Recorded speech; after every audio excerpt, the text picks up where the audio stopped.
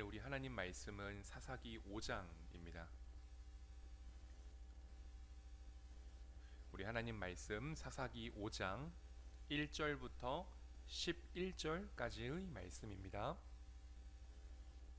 제 5장.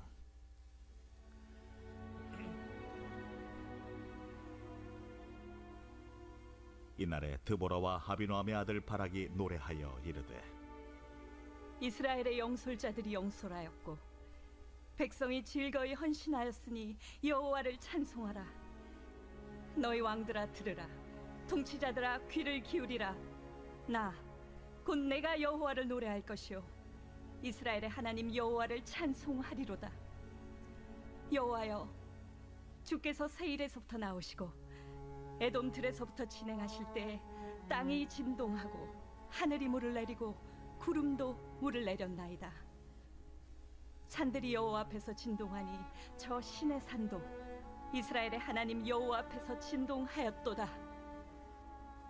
아나세 아들 삼갈의 날에 또는 야엘의 날에는 대로가 비었고 길의 행인들은 오솔길로 다녔도다. 이스라엘에는 마을 사람들이 그쳤으니 나 드보라가 일어나 이스라엘의 어머니가 되기까지 그쳤도다. 무리가 새 신들을 택하였으므로 그때의 전쟁이 성문에 이르렀으나 이스라엘의 4만 명 중에 방패와 창이 보였던가? 내 마음이 이스라엘의 방백을 사모함은 그들이 백성 중에서 즐거이 헌신하였음이니 여호와를 찬송하라. 흰 나귀를 탄 자들, 양탄 자에 앉은 자들, 길에 행하는 자들아 전파할지어다. 활 쏘는 자들의 소리로부터 멀리 떨어진 물 깃는 곳에서도 여호와의 공의로우신 일을 전하라. 이스라엘에서 마을 사람들을 위한 의로우신 일을 노래하라. 그때의 여호와의 백성이 성문에 내려갔도다. 아멘. 우리가 방금 읽은 이 5장은요 드보라와 바락이 부른 노래입니다. 우리가 4장에서 살펴보았듯이 드보라는 지금 방금 이 여성의 목소리로 노래하고 있는 사사이고요, 그리고 바락이라고 하는 남성은 이스라엘의 장군입니다. 그러니까 이스라엘이 가나안과의 전쟁을 마치고 승리한 후에 바로 부른 노래입니다. 그러니까 이 노래는 평안하게 주님의 성전에서 부르는 게 아니라 가나안을 압제시켜 주신 그 전쟁 현장터에서 하나님께 곧바로 찬송하고 있는 개가입니다. 승리의 개가. 한 노래이지만 군데군데 좀 주제가 달라 크게 네 부분으로 나눌 수 있습니다. 1절부터 11절은 드보라를 통해 역사하신 하나님을 이야기하고 있습니다. 그리고 12절부터 18절은 지파들의 공동체성이 약화된 것을 지적하고 있습니다. 세 번째로 19절부터 27절은 드보라가 치른 이 전쟁의 본질을 이야기하고 있고, 마지막으로 28절부터 30절은 이러한 영적 싸움은 세상 문화에 저항함으로 더욱 구체화된다라고 이야기하면서 노래가 끝납니다. 오늘은 이 첫 번째 부분인 1절부터 11절을 살펴보도록 하겠습니다. 1절에 보면 이 날에 드보라와 바락이 노래했다고 말합니다. 방금도 말씀드렸지만 이 날은 언제이지요? 우리 4장 23절에 보면 하나님이 가나안 왕 야빈을 이스라엘 앞에 굴복하게 하신 날이 바로 이 날입니다. 다음으로 2절은 히브리어 원문이 조금 난해해서 다양한 번역이 존재합니다. 개역개정이나 새번역, 공동번역 등 지금 한글로 번역한 성경책만 보더라도 2절은 번역이 다 다양합니다. 개역개정과 비교해서 한번 들어보십시오. 새번역은 이렇게 번역했습니다. 이스라엘의 영도자들은 앞장서서 이끌고 백성은 기꺼이 헌신하니 주님을 찬양하여라. 우리가 가지고 있는 이 개역개정과 크게 다르지 않습니다. 그런데 공동번역이라고 하는 성경책은 조금 다릅니다. 들어보십시오. 이스라엘의 용사들이 머리를 풀고 백성들은 스스로 전진하니 야훼를 찬양하여라. 좀 많이 다르지요. 그런데 어떤 번역이든 간에 2절과 3절 맨 마지막에 나오는 여호와를 찬송하라 라고 하는 이 초청은 동일합니다. 번역과 관련해서 흥미로운 내용이 또 있는데요. 개역개정에는 2절과 3절에 찬송이라고 하는 단어를 동일하게 사용했습니다. 하지만 히브리어 원문에는 보면 각기 다른 단어로 적혀 있습니다. 2절에는 여호와를 축복하라 라고 하는 이 바라크라고 하는 단어를 썼고, 3절에는 여호와를 노래하리로다 라고 하는 자마르라고 하는 단어를 사용했습니다. 히브리어는 이 찬양이라고 하는 한 단어에도 여러 뜻이 담겨 있음을 우리가 알 수 있는 거죠. 따라서 여러분, 찬양이란 단순히 하나님을 노래하는 것만이 아니라 피조물인 인간이 창조주이신 하나님을 축복하는 행위이기도 합니다. 4절과 5절에 보면 꽤 재미있는 그런 모습들이 비유로 적혀 있습니다. 초자연적인 현상이 적혀 있는데요. 땅이 진동하고 하늘이 물을 내리고 구름도 물을 내렸나이다. 산들이 여호와 앞에서 진동하니 저 신의 산도 이스라엘의 하나님 여호와 앞에서 진동하였도다. 이스라엘은 이러한 이 초자연적인 현상을 크게 두 가지로 이해했습니다.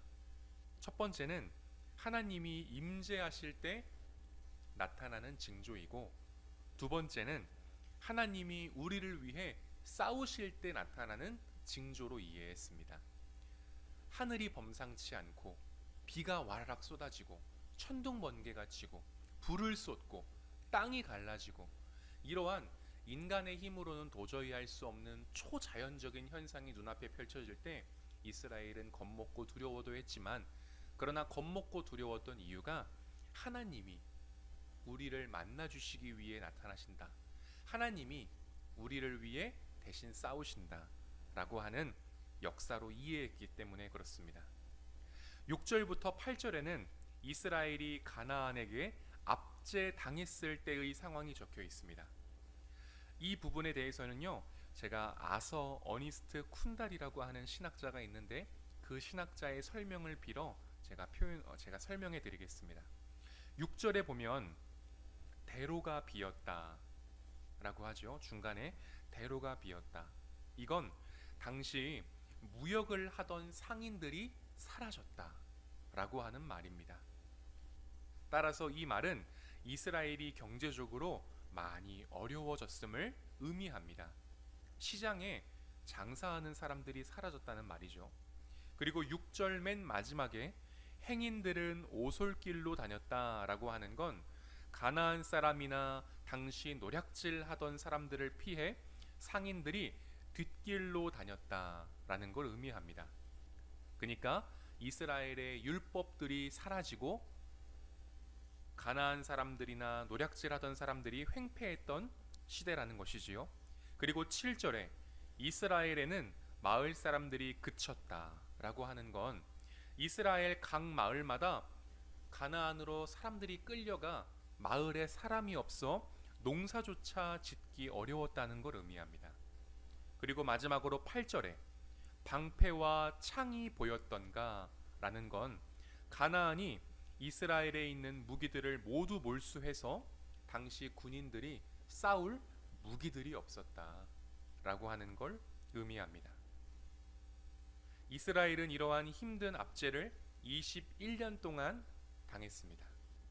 그리고 7절 맨 마지막에 보시면요, 이러한 힘든 상황이 드보라가 이스라엘의 어머니가 될 때까지 계속되었다라고 말합니다. 이렇게 지난 시간을 생각하면 이스라엘은 여러분 암울하기 그지없습니다. 하나님이 보이지 않지요. 그러나 여러분 다시 한번 구절을 보십시오. 순서대로 구절을 보면 하나님 사람 드보라는 암울했던 과거에 머물지 말고 지금 하나님을 찬양하라고 선포합니다. 지도자란 과거에 머물지 않고 오늘을 살게 하는 사람입니다. 또 보다 나은 미래를 꿈꾸게 하는 사람이기도 합니다. 그래서 10절과 11절이 상당히 중요합니다. 한번 귀 기울여 들어보십시오. 10절에 보면 당시 사회적 계층들이 좀 적혀 있습니다. 크게 세 계층이 적혀 있는데요. 흰 나귀를 탄 자들, 이 사람들은 지배 계층을 의미합니다. 그리고 양탄 자에 앉은 자들은 중산층을 의미하고, 그리고 마지막으로 길에 행하는 자들은 일반 계층 서민들로 보입니다. 그리고 마지막으로 11절에는 다양한 장소를 언급하는데요. 활 쏘는 자들, 물 깃는 곳, 이스라엘의 마을, 성문, 이러한 장소들이 다양하게 언급됩니다. 지금 드보라가 당시 사회적 계층과 다양한 장소를 언급하는 이유가 무엇일까요? 하나님을 찬양하고 축복하는 일에는 한계가 없다는 것을 말해주는 것입니다. 하나님이 사회적으로 높은 지위에 있는 사람이 부르는 찬양은 귀 기울여 들으시고, 반대로 그렇지 못한 사람이 부르는 찬양은 이 대수롭지 않게 들으시는 분이십니까? 그렇지 않지요. 우리가 명심해야 할 사실은 하나님은 어제나 오늘이나 영원토록 변함없이 우리의 중심을 보시는 분이라는 사실이지요. 그렇기에 지금 드보라는 자신이 하나님으로부터 지음 받았고 또 하나님으로부터 건짐 받은 사람이라면 내가 누구든지 간에, 내가 어디에 있든지 간에 하나님을 찬양하고 축복하라고 말하고 있는 것입니다. 설교를 맺으려 합니다. 이 새벽에 하나님이 내게 행하신, 그리고 우리에게 행하신 일을 우리도 기억해야 합니다. 하나님은 우리가 암울했던 과거에 머물지 않고 오늘을 믿음으로 살기를 원하십니다. 또 하나님은 우리가 오늘만 믿음으로 살지 않고 보다 나은 내일을 소망하게 하시는 분이십니다. 그리고 잊지 말아야 할 게 있습니다. 우리가 지금 살아있는 까닭은 하나님이 지켜주셨고 하나님이 건져주셨기 때문이라는 사실이죠. 내게 없는 것에 연연해하지 말고 내가 받은 복을 감사하며 오늘 이 하루 중심으로 하나님을 찬양하고 축복하는 그러한 하루 되시기를, 하루 보내시기를 주님의 이름으로 빕니다. 기도하겠습니다. 흰 나귀를 탄 자들, 양탄 자에 앉은 자들, 길에 행하는 자들아 전파할지어다. 활 쏘는 자들의 소리로부터 멀리 떨어진 물 깃는 곳에서도 여호와의 공의로우신 일을 전하라. 이스라엘에서 마을 사람들을 위한 의로우신 일을 노래하라. 그때에 여호와의 백성이 성문에 내려갔도다. 아멘. 하나님, 오늘 드보라는 하나님께서 물리쳐 주신, 하나님께서 앞서 치러 주신 이 전쟁을 하나님께 영광 올려드리면서 더불어 모든 이스라엘 백성들에게 하나님을 노래하라고 말합니다.